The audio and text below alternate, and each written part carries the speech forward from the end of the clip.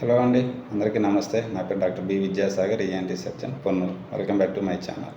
ఈరోజు మన ఛానల్లో మనం మాట్లాడుకోబోయే టాపిక్ వచ్చేసి గొంతులో చేప ముళ్ళు ఇరుక్కోవడం.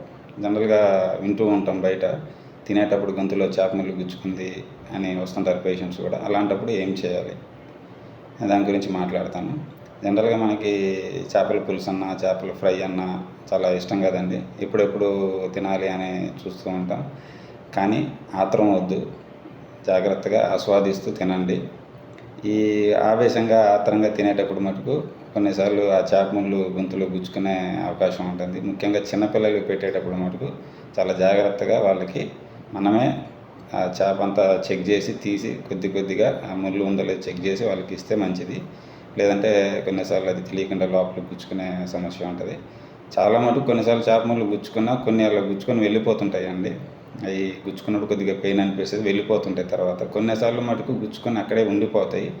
అది ఆ తర్వాత కూడా మనం మింగుతున్నా గుటకేస్తున్నా కూడా మనకి లోపల బాగా గుచ్చుకొని పెయిన్ అనిపిస్తుంటుంది. అలాంటప్పుడు ఏం చేయాలి?